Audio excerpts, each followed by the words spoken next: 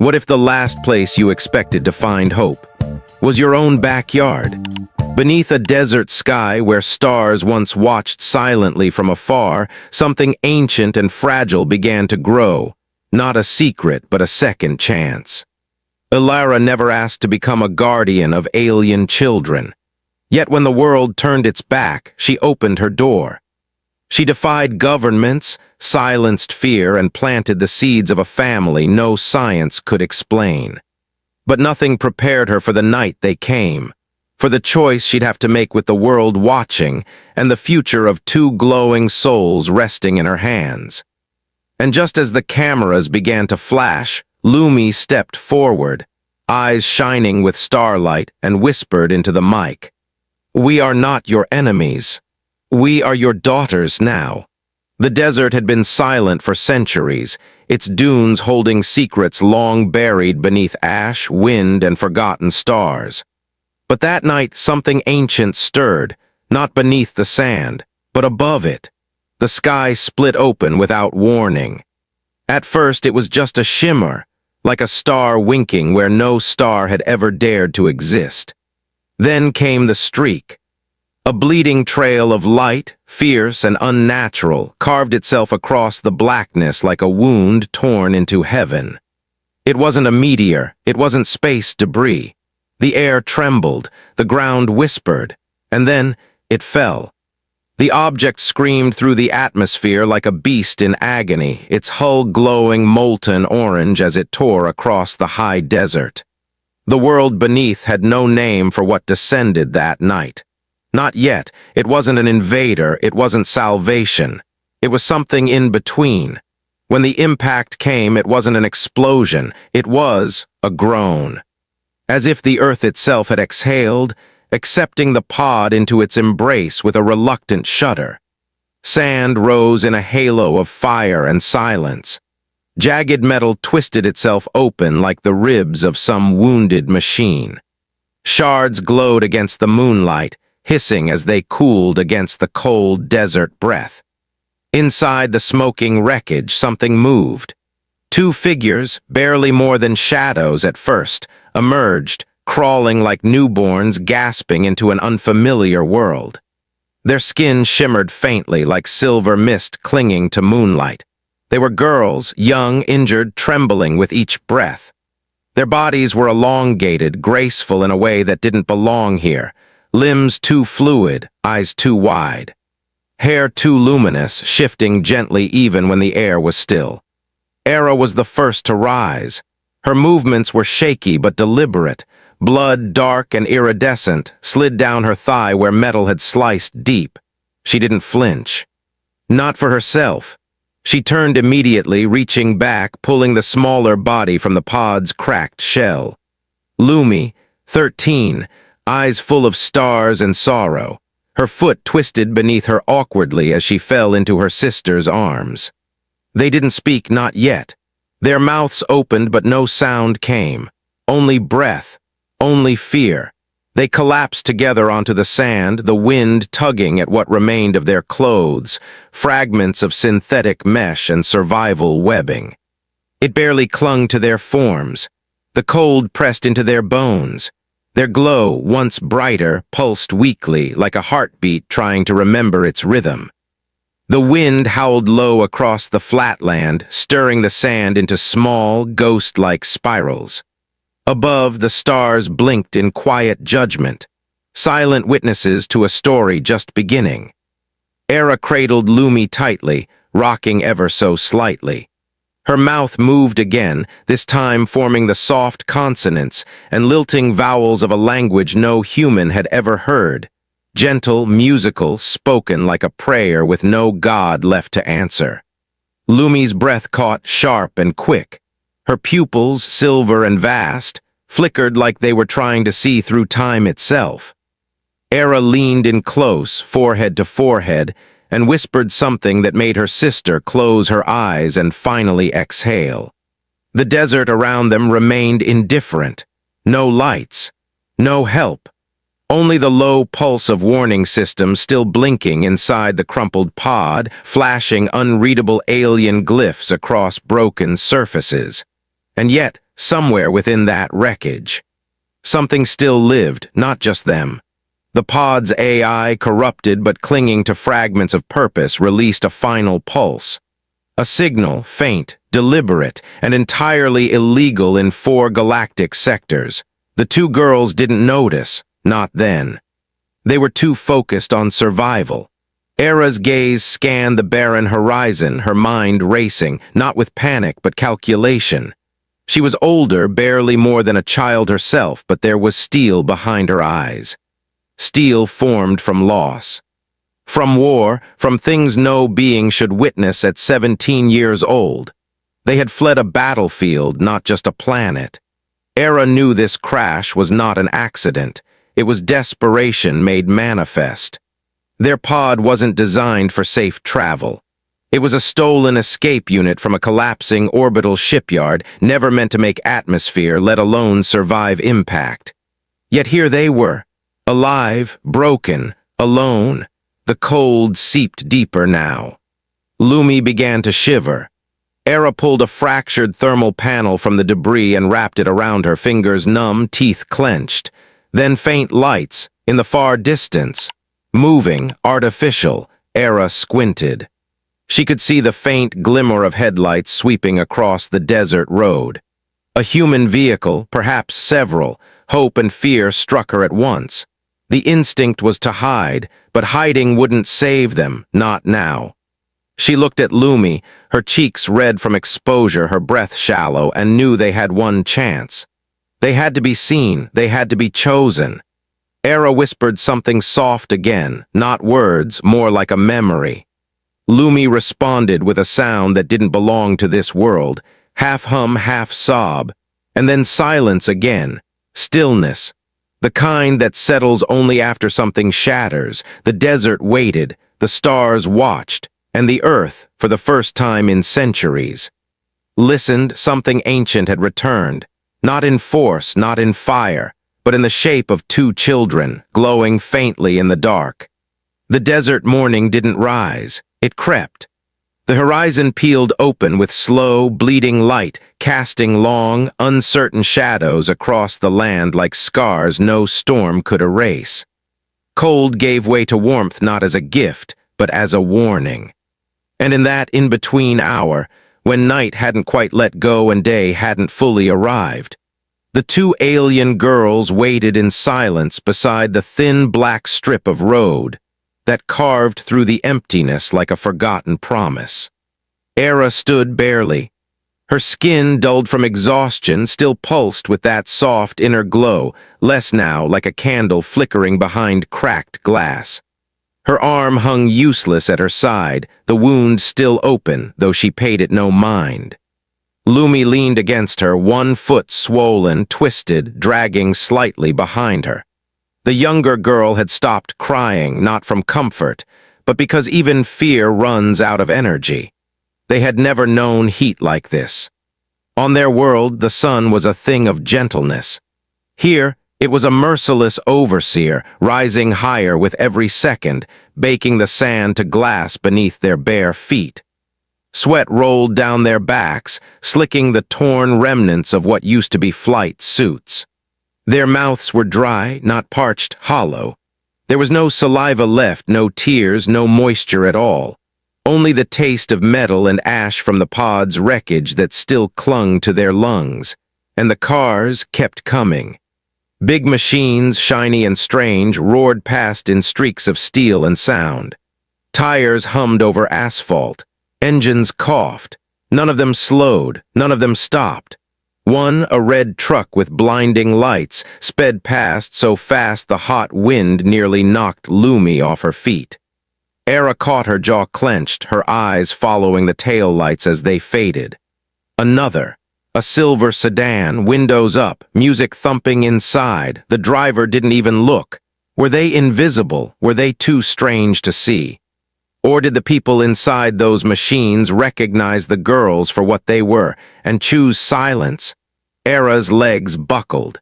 She caught herself kneeling in the dust. Her fingers dug into the sand, shaky, trembling, but she didn't fall.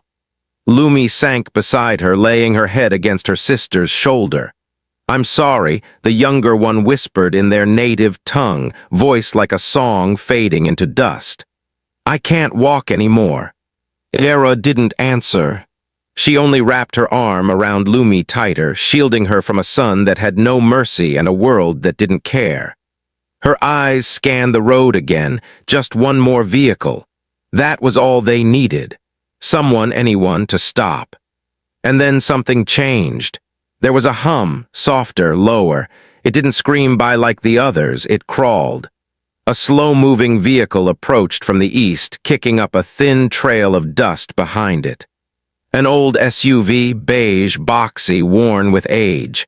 Its tires whispered across the asphalt rather than thundered. It looked like something left behind from another decade. The girls couldn't move. They watched, breath caught in lungs that felt too tight. The vehicle slowed and slowed again. It came to a full stop 50 feet ahead of them. Dust curled in lazy arcs around its wheels. The engine hummed, alive but patient. Era's heart pounded. Her legs tensed to stand, to run, to shield. But she didn't have the strength. Instead, she reached out, gently resting her glowing fingers on Lumi's forehead. A final gesture of calm or warning. The driver's door opened, and out stepped a woman. She wasn't military. She wasn't armored. No weapon in sight. Just a long white coat draped over desert jeans, dark hair pulled back under sunglasses. In one hand, a brown satchel. In the other, nothing. She walked with slow, steady steps, both palms visible. No sudden movements. Her expression was unreadable behind her lenses, but something about her posture spoke of practiced caution mixed with deep curiosity. The woman paused 10 feet away. She tilted her head slightly as though studying creatures she didn't quite believe were real. Then she knelt, slowly, carefully, matching their level, making herself small. Elara Vaughn had seen anomalies before. She'd read the classified reports, dissected footage that never reached the public. There were patterns in the noise of this world, and she had spent decades trying to hear them. But she had never expected the pattern to answer her, not like this. Not in the flesh. "Hey," she said softly, voice low and gentle, "it's okay." The girls flinched slightly at the sound. They couldn't understand the words, but they heard the melody of them. Lumi whimpered, shrinking into Era's side. Her lips cracked, her breath shallow. Era lifted her chin in defiance, bruised, bleeding, but unyielding. Her eyes met Elara's. It wasn't a plea, it was a challenge. "Don't hurt us, or I will burn the air in your lungs to ash." Elara saw it. That fire, that fear, that impossible beauty wrapped in armor made of instinct. She reached into her bag, not fast, and pulled out a water bottle. She took a sip herself first, slowly, visibly. Then she extended it forward, setting it gently on the ground between them. No pressure, no demand, just the offer. Era stared at the bottle for a long second, the blue of the label, the condensation. The faint click of plastic flexing in the heat. She reached out, hesitated, then took it. She didn't drink. She handed it to Lumi first. The younger girl lifted the bottle with shaking hands, watching Elara like a fox waiting for the trap. When no danger came, she drank, deep, greedy, like it was the last water in the universe. A tear not from sadness but from relief slipped down her cheek. It evaporated before it reached her jawline, then she passed it back to Era. The older girl took a single, careful sip, then set the bottle back on the ground and nodded once, almost regal. Elara took that as permission. She pulled a small medical kit from her bag and motioned toward Era's bleeding arm. Era narrowed her eyes but didn't move. Elara mimed cleaning, bandaging, then pointed again. Slowly, Era extended her arm. The antiseptic stung. Era didn't flinch. When the gauze touched skin, it clung to something beneath it, something not entirely flesh. Not muscle, not bone. It shimmered for a moment, shifting like it wanted to retreat from contact. Elara saw it, didn't comment, just kept working. When she was done, she whispered, "There, better," even knowing they didn't understand, but perhaps they felt it. Lumi reached out, timid fingers brushing the edge of Elara's coat. Her voice, barely audible, sang a single word in that melodic language, shaped like light and rainfall. Whatever it meant, it carried weight. Elara nodded, though she didn't know the meaning. She felt the intent behind it. And it shook something loose inside her, something human, not scientific, not strategic, just human. She stood slowly, scanning the horizon. The road remained empty. The world had no idea what had just happened. She looked back at the girls, then pointed to herself. "Elara," she said, then to the SUV. "Home." The girls looked at each other. No words, just breath, just silence stretched thin between decisions. Aera nodded, not out of trust. Out of necessity. Elara opened the rear door, and with gentle hands she helped Lumi stand. Aera followed closely, never taking her eyes off the stranger who might one day be protector or executioner. The moment they stepped into that car, something changed. Not the air, not the earth, something bigger, like the rules of the universe had just rewritten themselves. And no one, not the government, not the world, not even the stars, was ready for what came next. The tires whispered against the dry earth as Elara's SUV wound through the forgotten desert trail, dust curling behind like faded ghosts. Her house stood alone, framed by distant buttes and shadowed ridgelines, a single speck of humanity swallowed in an ocean of rock and silence. The structure itself was modest. Solar panels tilted skyward, wind chimes unmoved by wind, walls the color of bleached bone. But inside, it was something else.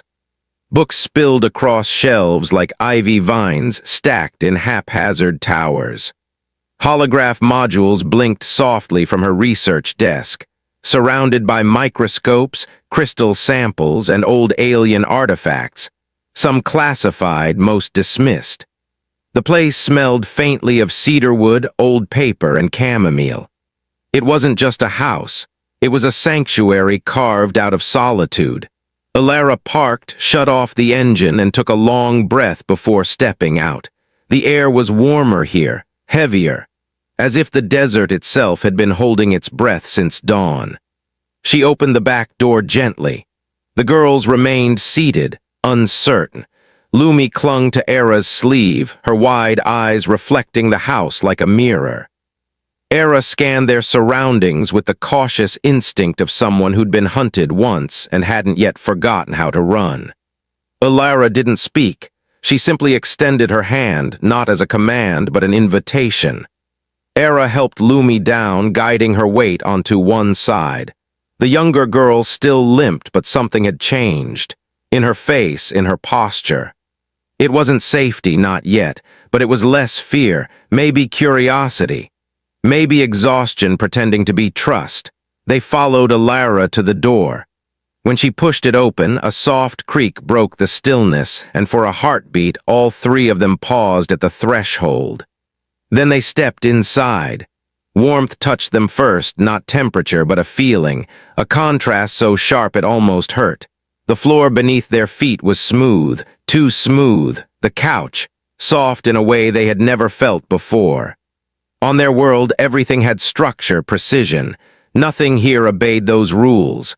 Lumi's fingers brushed a pillow, then recoiled, as if startled by its softness. Aera moved toward a shelf, eyes narrowing at the spines of books with languages she couldn't understand. She passed her hand over the desk, fingertips grazing the edge of a humming device.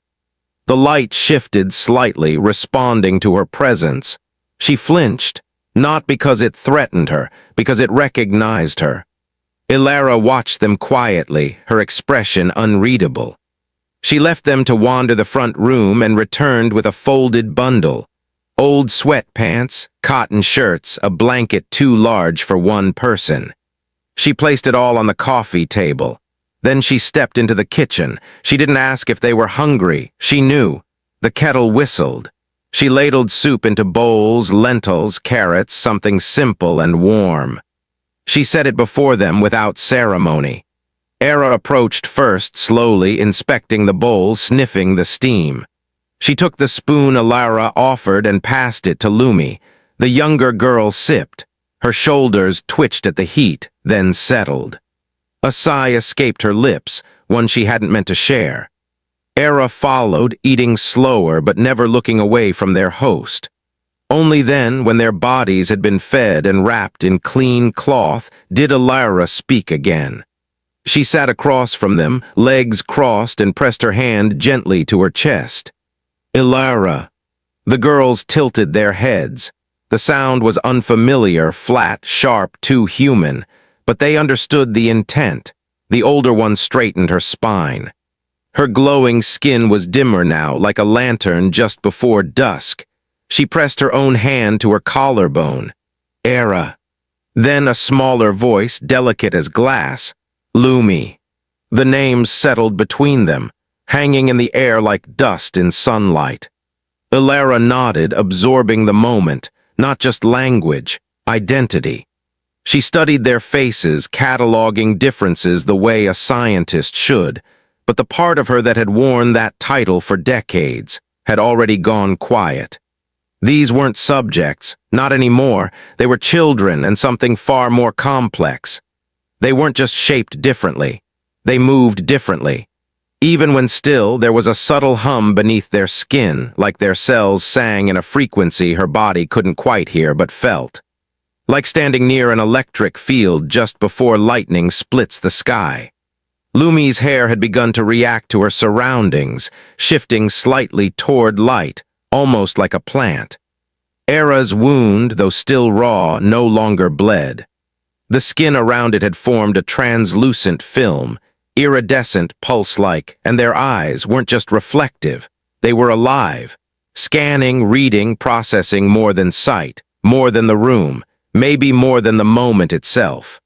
Elara felt the weight of their presence settle on her chest. She wasn't afraid. She was overwhelmed. Because somewhere inside she already knew this wasn't a rescue, it was a beginning. She rose, walked to the guest bedroom, pulled back the covers of a bed no one had used in years, and motioned them forward. Aera hesitated. Lumi leaned into her side. But together they crossed the threshold, and Elara dimmed the lights behind them. The door closed with a soft click. She stood there, hand still on the doorknob, listening. No movement, no sound. Just the rhythm of 3 heartbeats, hers human and worn, theirs something new.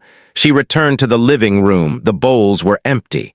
The clothes she had offered were gone. In their place, a single sound hung in the silence. Breathing. Not the labored breath of survival, but sleep. Real sleep. The kind born of momentary safety. Elara sat in the kitchen, alone with her thoughts, with the night pressing against the windows like a question she couldn't answer. She had studied alien life for decades, read every declassified anomaly report, chased myths from Peru to the Baltic. But nothing had prepared her for this. Not what it would feel like to hold one of them in her arms. Not the fire in their eyes. Not the voice, small and quiet, that whispered her name like it meant something. That night, Elara didn't record anything, didn't write a report, didn't document the energy patterns or cellular deviations or biomechanical anomalies. She just sat, her hands wrapped around a mug gone cold, watching the hallway where 2 beings from the stars now rested under her roof. The strange thing wasn't that they had come to Earth.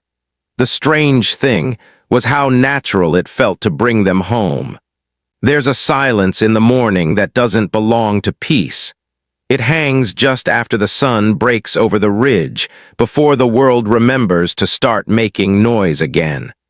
That was when Elara noticed it, the quiet coming from the guest room. Not the peaceful hush of children asleep. No. This was the kind of silence that weighs on the walls, the kind that only follows after nightmares. She didn't knock. She just stood at the threshold, one hand wrapped around a mug of coffee gone cold, her other gripping the edge of the doorframe like she was afraid it might disappear if she looked away. Inside, the girls were already awake.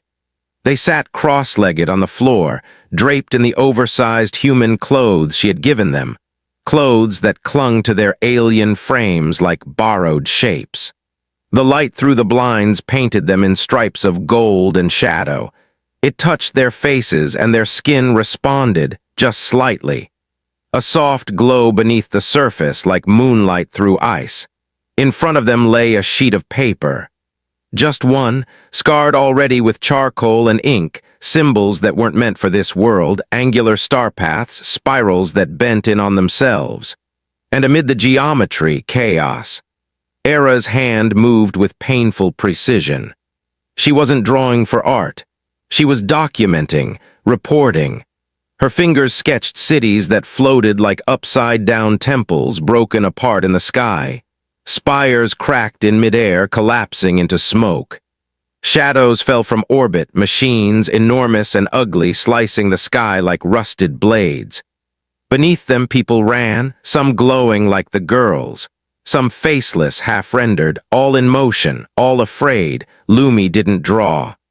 She only stared, her hand resting on her sister's knee, eyes wide and wet but never blinking. Her lips trembled, but she didn't speak. Not yet. Her tears weren't loud. They fell like something stolen, grief without sound. And it was worse that way. Elara stepped inside slowly, quietly. She knelt beside them, her knees brushing against the edge of the paper. Aera didn't stop. She moved to the next sheet, drawn from the sketchpad Elara kept for field notes, and began again. This one was different. A single large vessel above the clouds, circular but broken down the middle like something wounded. From its heart, fire spilled downward in long, jagged strokes. On the horizon, waves, towering, unnatural. Not water, not fire, something in between. The ship wasn't just falling, it was screaming. And below it, two small figures, barely marks on the page, one reaching for the other, both running. Elara felt her throat tighten. She didn't need words. She didn't need a translation algorithm or a dictionary from another world.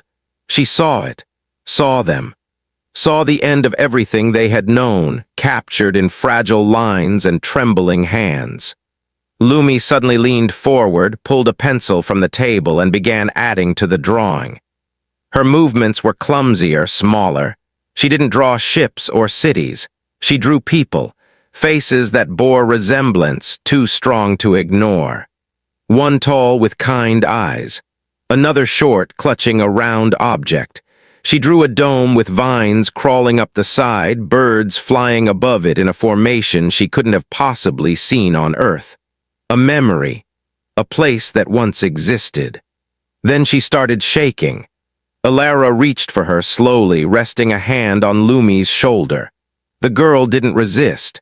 She collapsed into her, finally sobbing, not the gentle kind, but the deep, buried kind that children aren't supposed to know.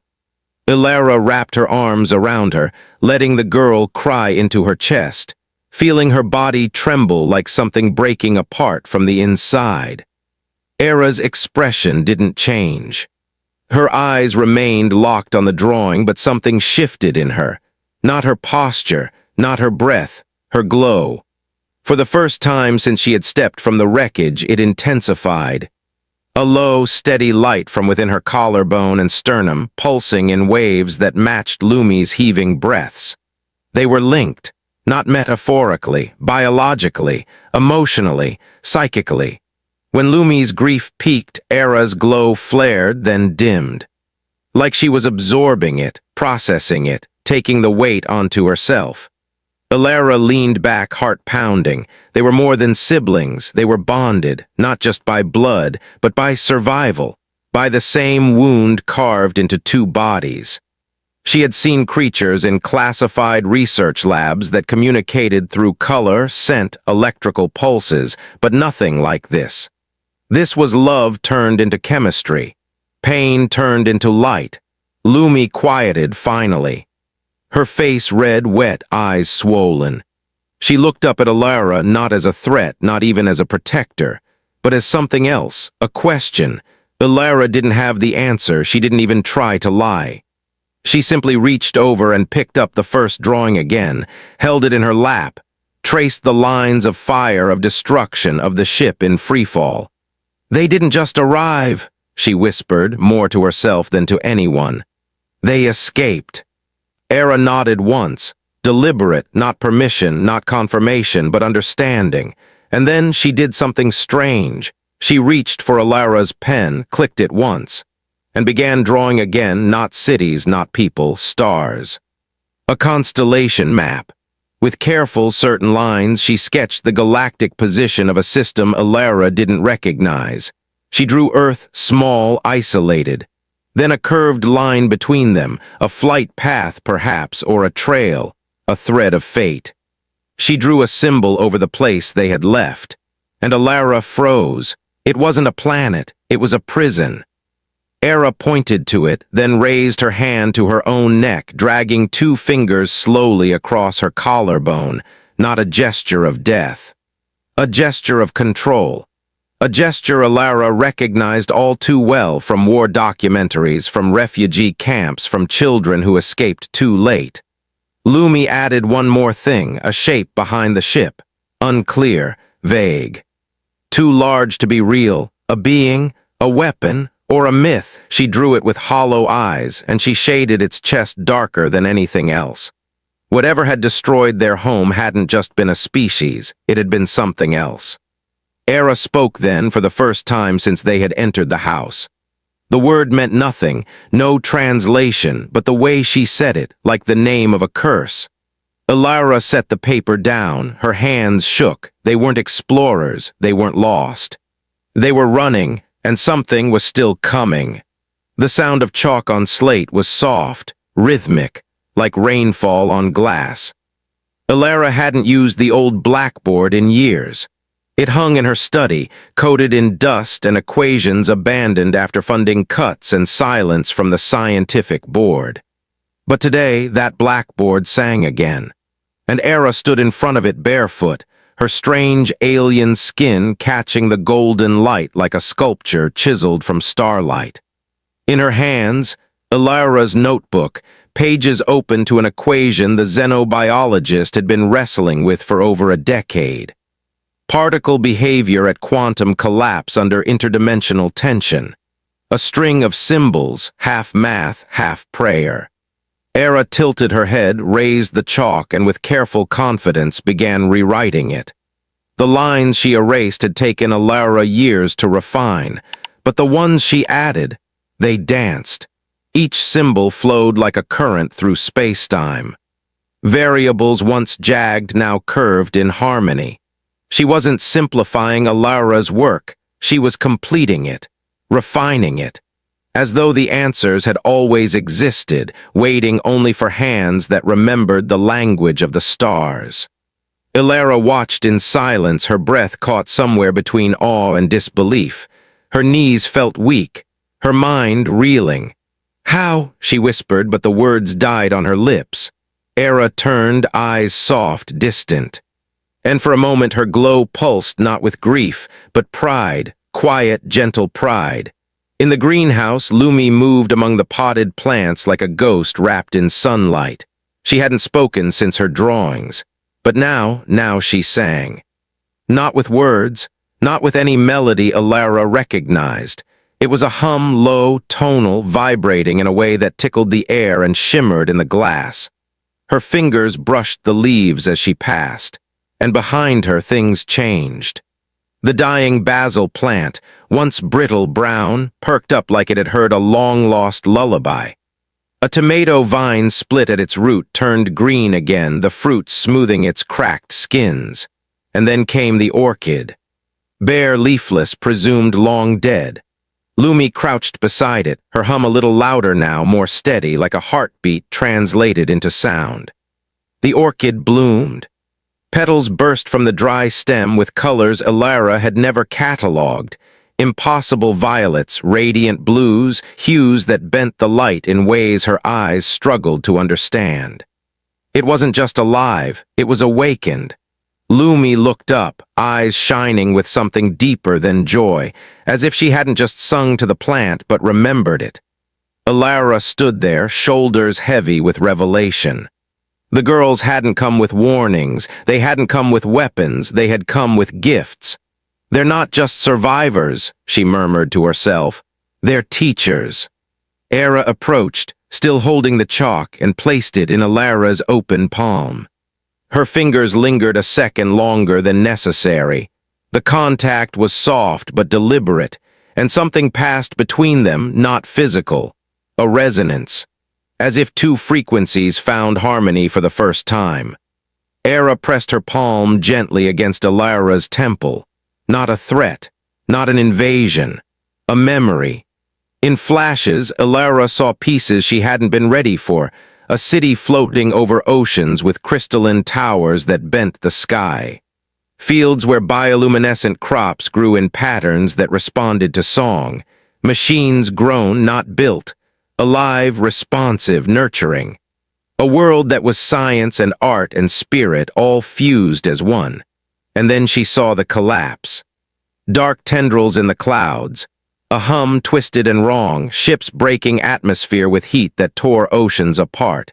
Faces frozen in terror, flames with voices, screams without mouths. And then two figures, Aera, Lumi. Running through collapsing glass, clutching a silver orb between them, shining with a map.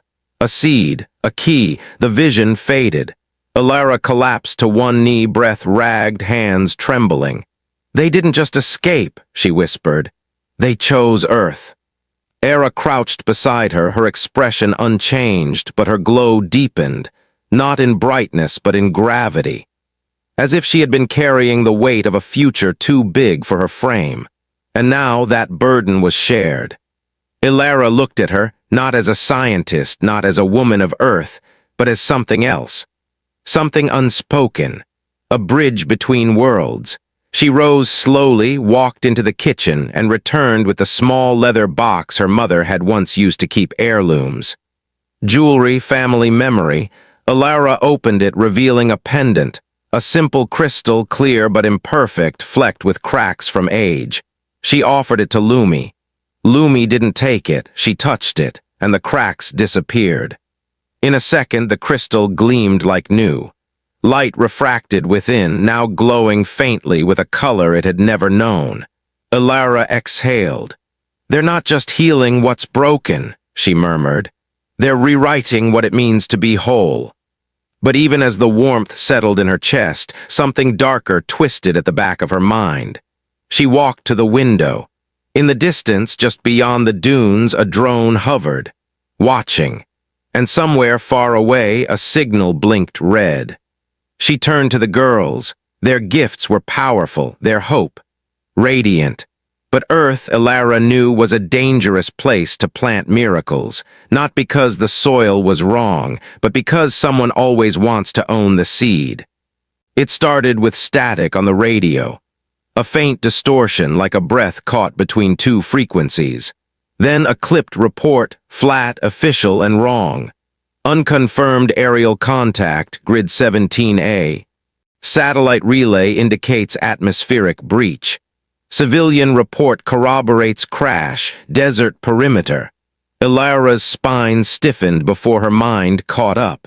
Her fingers froze above her keyboard. The greenhouse lights behind her flickered.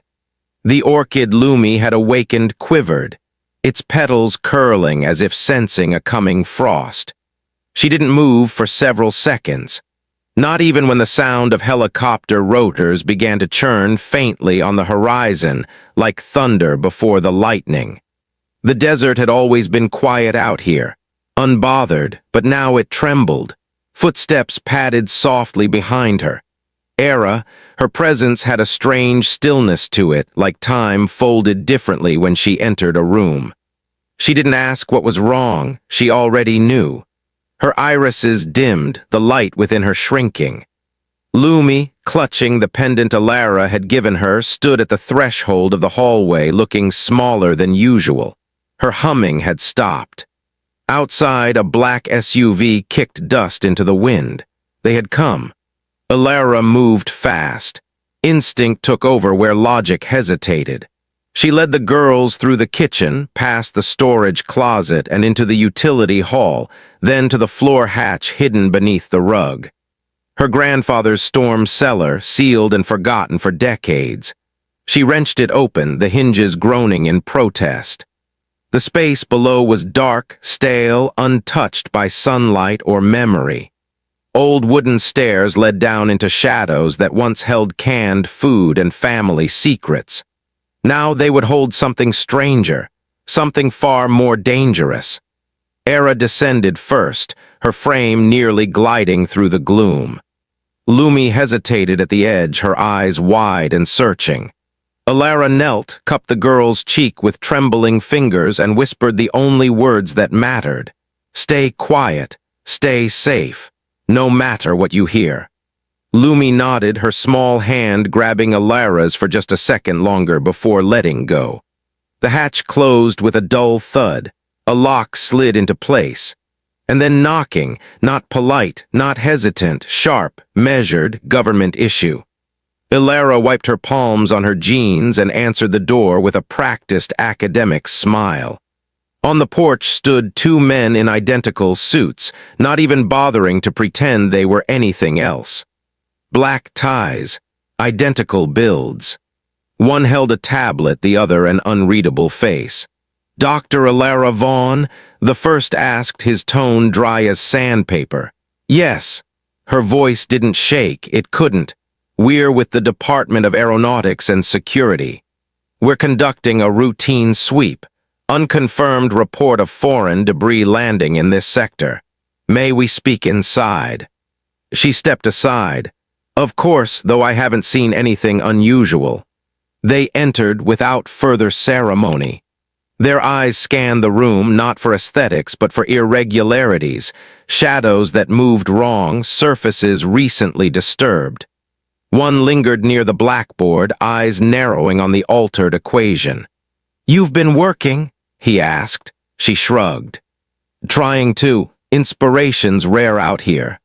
He nodded, uninterested. The other moved toward the kitchen. She watched him, heart slamming against her ribs. He passed directly over the rug, but didn't stop, not yet. "You live alone?" The man by the board asked. "Yes." "You have no pets, no children?" "No, and no knowledge of any phenomena," he added, staring her down. She smiled again, not the warm kind, the kind built with teeth. "I study alien life. I don't summon it." There was a pause, a moment too long. Then the sound of boots crossing floorboards. The other agent returned, empty-handed. They didn't find the hatch, not this time. The tablet pinged. "Thank you for your cooperation, Doctor," one said. "If you see or hear anything strange, contact us immediately." They left. The wind followed them. Elara stood frozen until the SUV disappeared behind a veil of sand. Only then did she drop to her knees, unlocking the hatch, her fingers numb. The basement was dark, but two glows greeted her, soft, muted, scared. The girls were unharmed. She knelt beside them, wrapping them both in her arms. For a long time, no one spoke. She had spent her life writing about extraterrestrial intelligence in theories, in data, in safe, sterile terms. Now she was hiding it under her own roof, not as a scientist, but as something else. As a protector. Outside, the wind howled like something ancient waking up. Inside, a bond was forming, one born not of science but of choice. And far across the desert, a satellite shifted its focus. The girls were not the only ones being watched. It began with silence, the kind that vibrates just beneath the skin. The storm had passed for now, but the air held something heavier than sand. Consequence. Elara sat at her desk, the dim light of a desk lamp tracing soft shadows across her face. The room was quiet except for the rhythmic click of her fingers dancing across the holopad screen. A secure signal. One only few knew how to trace. It was time. She called them one by one. An astrophysicist from Geneva. a rogue journalist who'd once uncovered a terraforming cover-up in Titan's orbit, a human rights lawyer turned interstellar activist. Each voice that answered wasn't surprised, not truly. They had always suspected the day would come when the impossible would knock at their door. Now it had fallen from the sky into Elara's basement. "They're children," she said, her voice low, unwavering. "They've lost everything. And if we don't act, Earth will make the same mistake their world did." Her words weren't a plea. They were prophecy. On the other side of her house, just beyond the doorframe, two small figures sat quietly on the stairs, shadows climbing up their legs like vines. Aera leaned forward, her breath shallow as she listened to the woman speaking in defiance of a world that wasn't ready for truth. "She's risking everything," Aera whispered, her voice like mist. "For us." Lumi didn't reply. Her fingers toyed with a strand of Elara's hair she had found clinging to her sleeve earlier. It felt like safety, like belonging.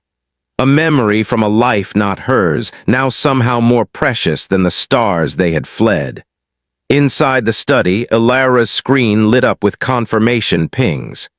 The plan was forming like a constellation, one point of light at a time. "The government will come back," warned the voice from Geneva. "If they sense exposure, they'll lock down this entire region. You're putting a target on your back." "Then let them aim," Elara said. "We reveal the truth, but on our terms, controlled, protected, public.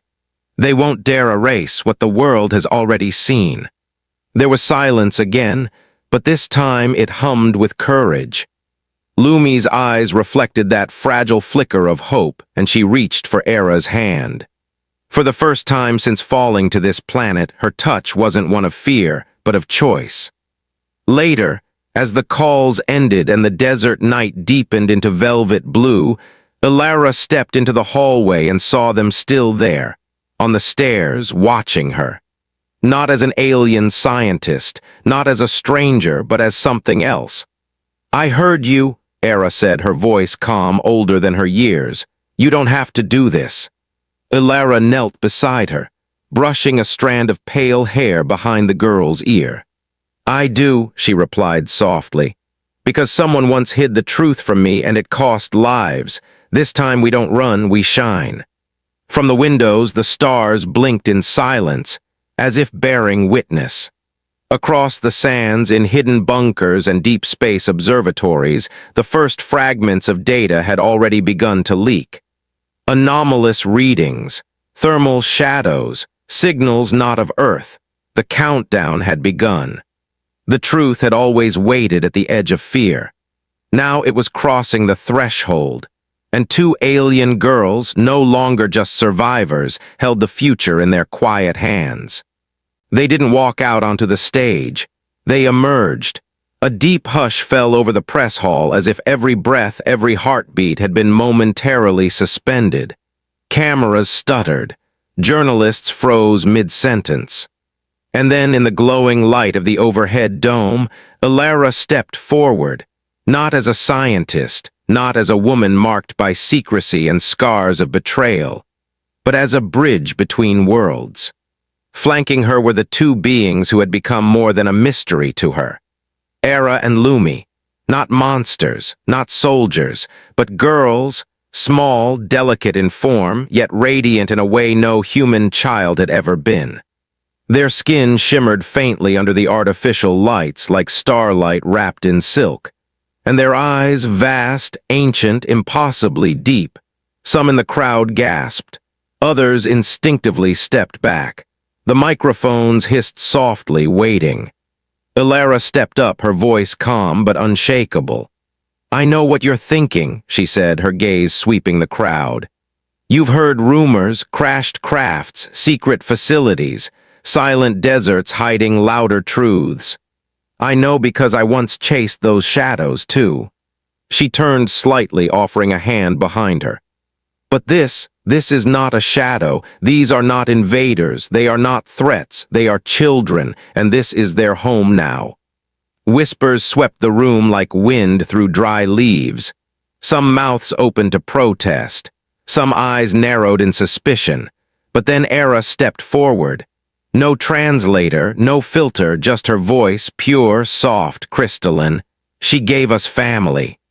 Her accent was strange, musical, but her meaning was undeniable. She didn't speak like someone taught the words. She spoke like she felt them. She didn't ask what planet we came from. She didn't measure us or study us or put numbers to our names. She let us sleep near her warmth. She showed us how to dream again. Lumi followed, voice quivering but fierce. We want to help as she helped us. The room cracked. Not with anger, not yet, but something older, something raw. A man stood in the back, an old soldier with medals pinned on a pressed coat. His hand rose not to stop them, but to steady himself. Tears threatened behind his eyes. She looks just like my daughter, he whispered. A younger woman near the front dropped her tablet. It clattered across the floor, but no one moved to pick it up. They were transfixed by innocence that should have never been hunted, by honesty that no propaganda could erase. But not all were convinced. Near the side, an agent whispered into his sleeve. His orders weren't to listen. His orders were to assess and neutralize. Eyes behind mirrored glasses shifted toward Elara's every gesture. Toward the girl's subtle body language. He didn't see refugees. He saw potential weapons. And yet, his jaw clenched, because a part of him, buried deep beneath protocol, remembered the day his daughter died in a shelter, forgotten by the world just like these girls. One camera zoomed in tight. Lumi smiled, shy and unsure. But the lens caught more than a smile. It caught longing, hope, a desire not to conquer, but to belong. That image would echo across every screen on Earth by morning. News anchors would scream betrayal. World leaders would argue sovereignty. Defense satellites would quietly lock positions in low orbit. But in living rooms, mothers would turn the volume down and whisper, "They look so scared." In playgrounds, children would draw glowing eyes beside flowers and suns. And in the quiet between governments and empires, hearts would shift. Because truth has gravity. And this moment, this single, fragile moment, had pulled the world into orbit around something that felt dangerously close to love. The cameras faded. The stage cleared, but the world had already changed. It didn't happen overnight. No single speech turns fear into trust, but words spread like seeds scattered on wind, some caught, some withered. Still, something had taken root. Aera and Lumi were granted asylum, though not without murmurs. Some called them miracles, others silent threats. But to the quiet hearts that watched with wonder, they were simply children. Survivors of a broken sky. In the months that followed, Earth began to shift. Aera stood beneath a collapsed wind turbine on the outskirts of the Mojave. Her fingers traced the broken blades like a composer searching for a new note. She didn't repair it, she rewrote it. By morning, the turbine spun faster than any on record, singing through the desert like a whisper from another world. Lumi walked through poisoned soil where nothing green had grown in decades. She didn't speak. She simply sat, cross-legged, bare feet in the dirt, hands buried like roots. She hummed soft, strange chords that danced with memory. By dusk, shoots of green unfurled around her like a promise.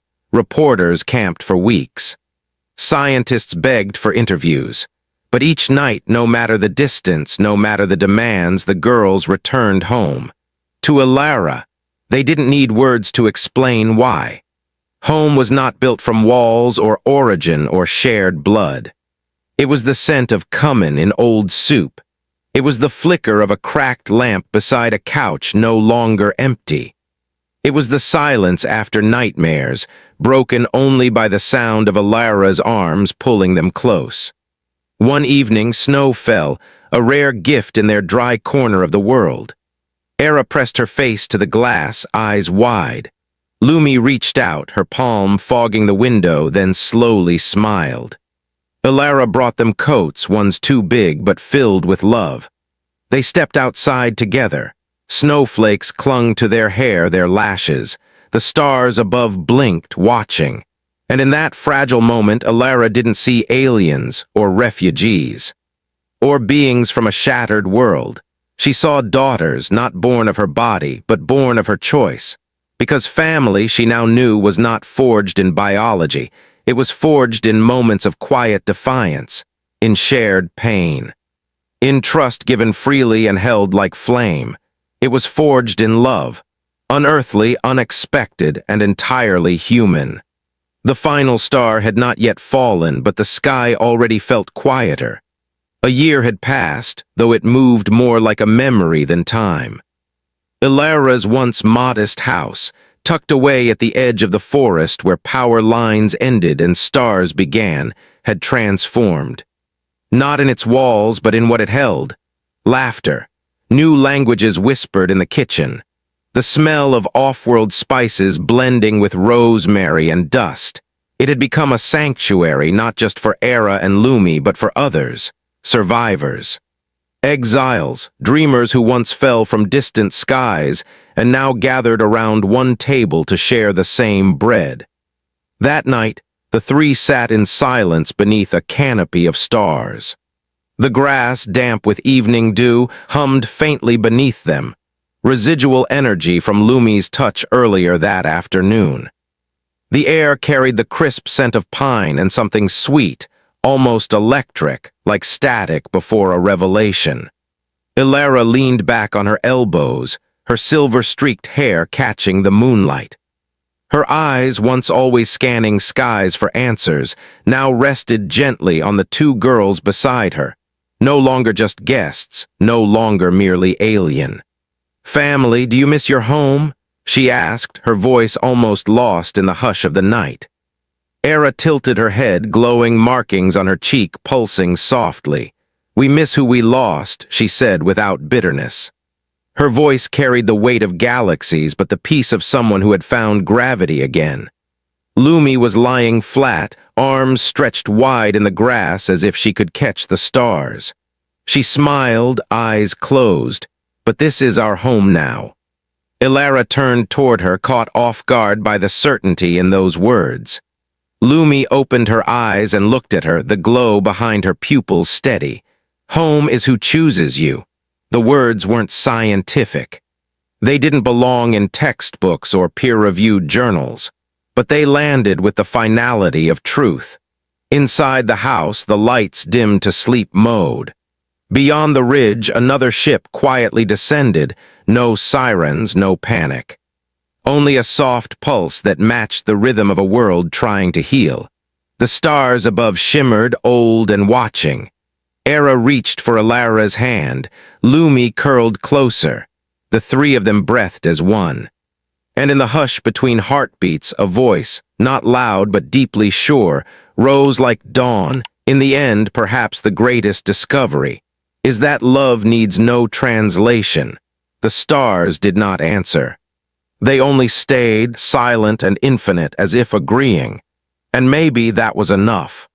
In a world that feared what it didn't understand, one woman chose compassion over caution. In her quiet home beneath the stars, she rewrote the laws of connection, proving that family isn't written in blood, but in the choices we make when no one else will. They came here as fugitives. They stayed as daughters. And together they lit a spark that no government, no shadow agency, no force in the galaxy could ever contain.